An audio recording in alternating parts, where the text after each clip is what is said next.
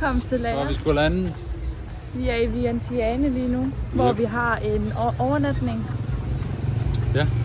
Så skal vi simpelthen lige ud og se, hvad der sker her rundt omkring. Præcis. Der er nogle markeder, der har åbent nu, så det kan vi lige så godt også bare lige få kigget lidt, mens vi er her. Så skal vi få lige det sidste glimt af night market her i Laos.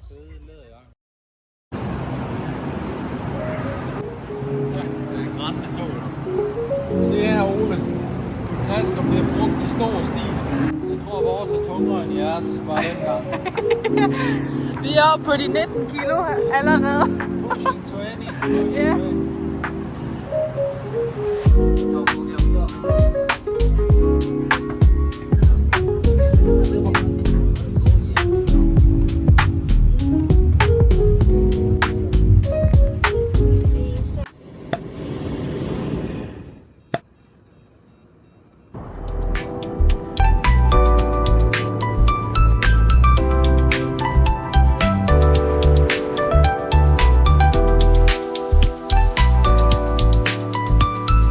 Så er vi ankommet til Blue Lagoon 4.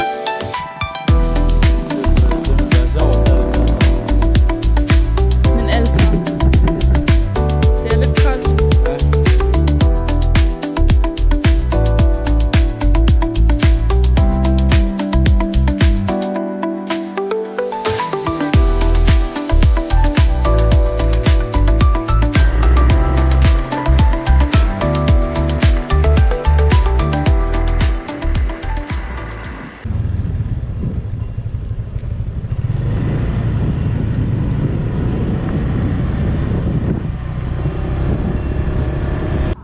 Nu er vi ankommet til Blue Lagoon. Blue Lagoon 2.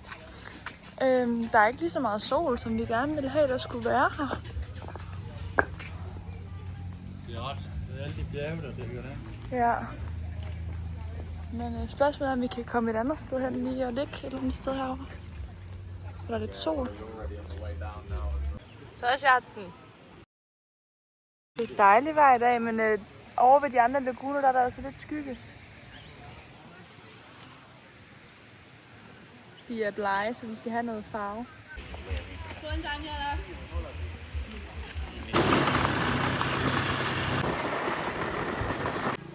Nu skal vi op og vandre og hike. Ja! Yeah! Og det ser hvor crazy det her det er. Det er nogle vilde trapper det her, eller hvad fanden man lige kan kalde det. Prøv at se. Hold nu kæft. Se.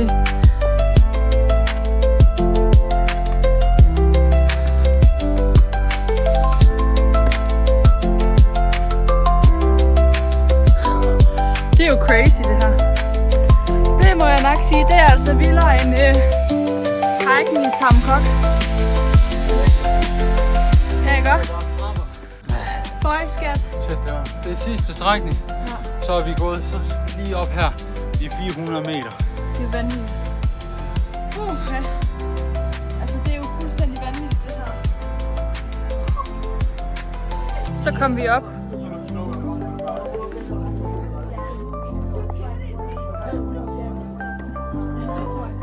Det er flot, hva' skat? Hold nu op.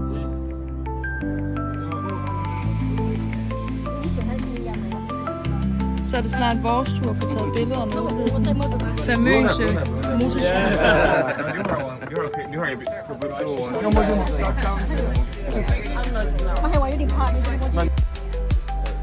Var det flot heroppe, skat? Det var det.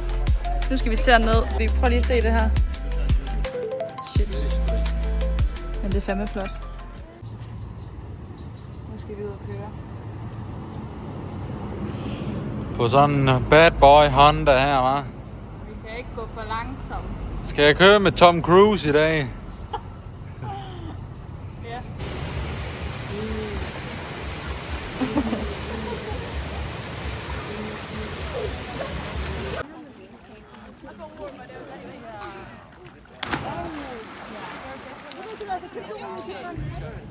좋아. 따뜻해.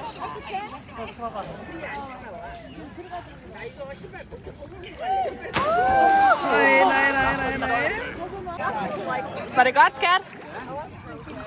Er vandet varmt? Det er dejligt, ja.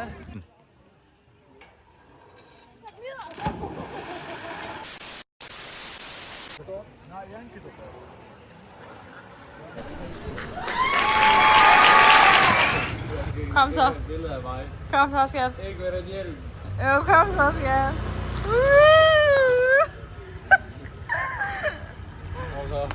Klokken er omkring 5:30. Og vi har stået tidligt op. Hvordan synes du, det er gået, skat? Ja, det er godt. Hvad skal vi i dag? Det her det er som at være i Danmark. Ja, det er 13 grader, og det er virkelig koldt. Vi skal op og flyve luftballon. Ja. Så det bliver meget spændende. Men det er fandme tidligt, altså. Det er vores rejsedag. I dag skal vi til Luang Prabang.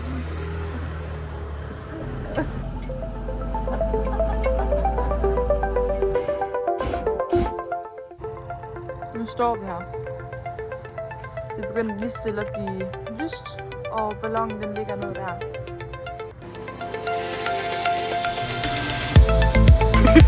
No way back. Så er vi væk. Ej, det er fandme vildt det her. Der er så mange, der skal op i luften. Hvor er det flot.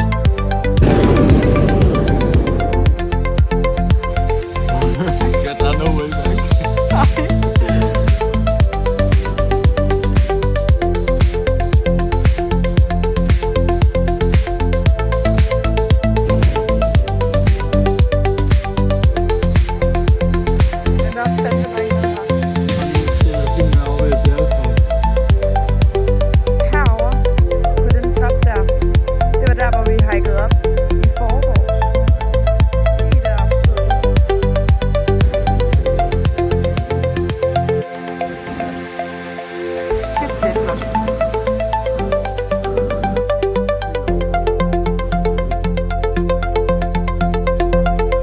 Så er vi på sikker grund igen.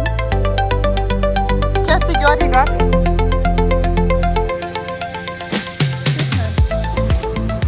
Stille tuk-tuk.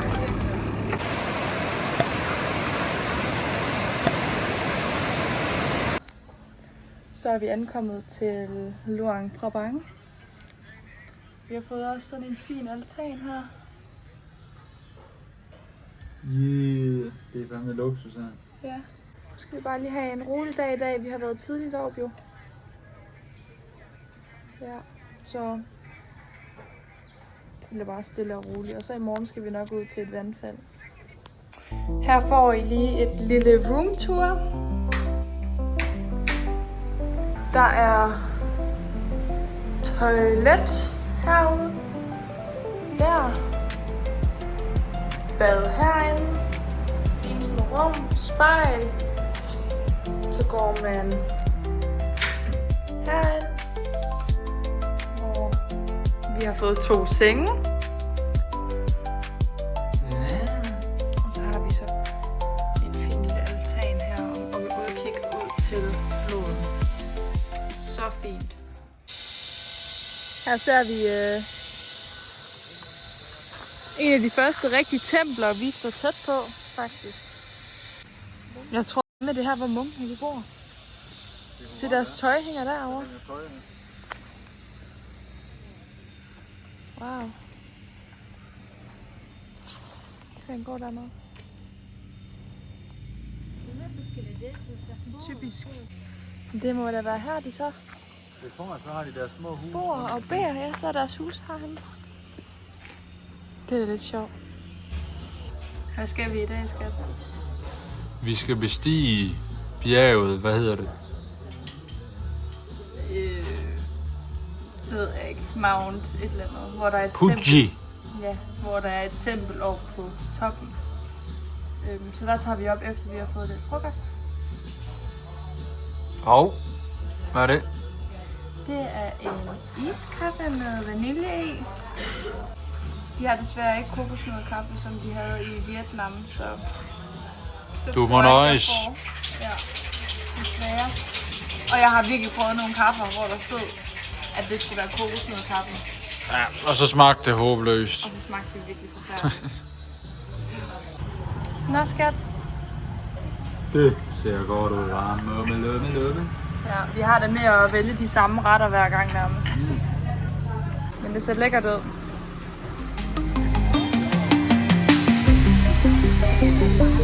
Så nu er vi på vej op af bjerget. På vej op af vandløse trapper.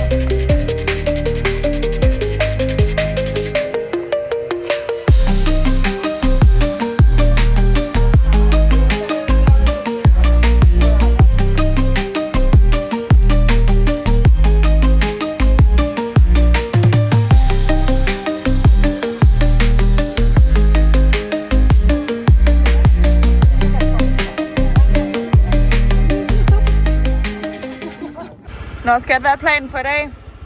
Jeg skal være scooterbums. Vi skal til vandfald. Vi skal til vandfald, Guangxi vandfaldet, og ud og se bjørne rescue. Det tager lige en 40-50 minutter at køre derud, så det bliver meget sjovt. På en scooter, der har kørt 300.000, så det er en rigtig god stand, den her scooter. Shit, man. Nå, afsted med os. Hvordan har du det efter at have kørt i en time, skat? Fint. Men ja, nu er vi her. Det skulle være det her vandfald, vi skal til nu, det skulle være ret turistet. I morgen skal vi hen til det vandfald, som ikke er særlig turistet. Det bliver bedre. Ja, det bliver fedt. Der kan man bade også. Ja, men det er lidt overskyet i dag, så det bliver lidt spændende at se, om det er sådan hele dagen.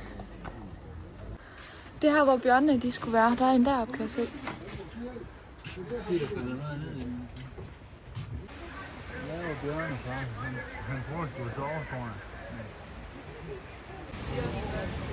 Her ligger de bare og slapper af. Alle de her bjørne, de er blevet reddet fra handel, ulovlig handel.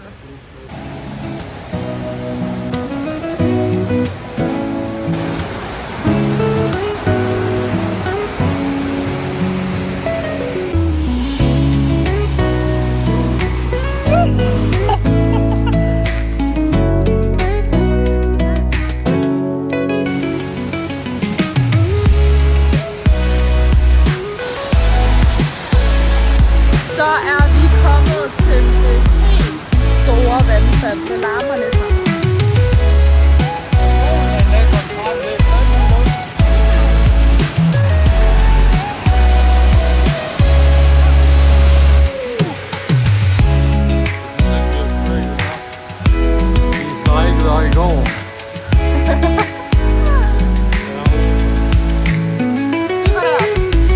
Vi begynder at nærme os vandfaldets top.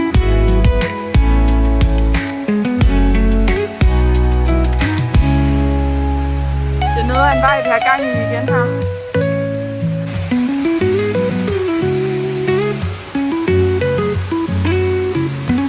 Nu er vi kommet op på toppen. Og så håber vi lidt, der er noget at se helt heroppe. Der er nok noget af en bro, det her.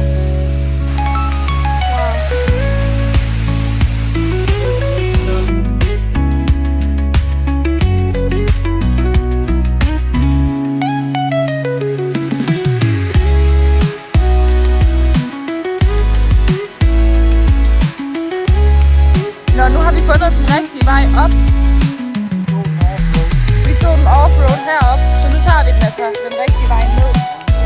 Ja, så det var også meget sjovt at prøve den lidt offroad vej.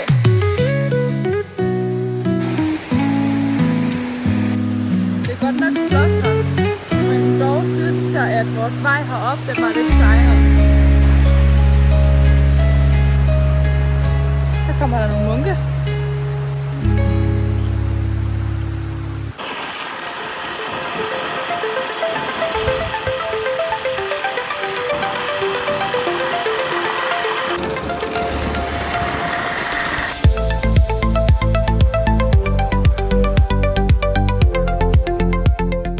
Så er vi kommet til Tatsay vandfald, skat. Og det var helt imod. Det har været en times kørsel. Nej, det var i hvert fald halvanden. Det tog fandme længere, de der små bare. Man kan se, at de er i fuld gang med at gøre klar til, at det her det skal blive en turistattraktion fremadrettet. Fordi prøv lige at se. Så er vi ude i floden. Har fandme flot. Der er faktisk flere, end hvad jeg havde regnet med.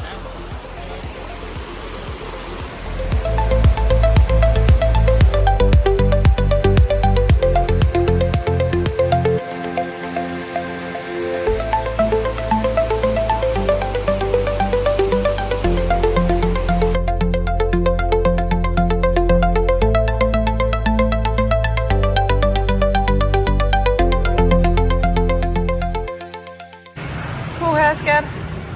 Så får vi lidt mad. Det er lækkert. Efter en lang køretur. Vi har godt nok kørt langt i dag. Det er fuldstændig vanvittigt. Vi kørte en time frem og tilbage til vandfaldet. 70 kilometer, det er langt på skole. Ja, fuldstændig. Så nu skal vi have ro på, og vi skal afsted mod Thailand i morgen, så det bliver spændende.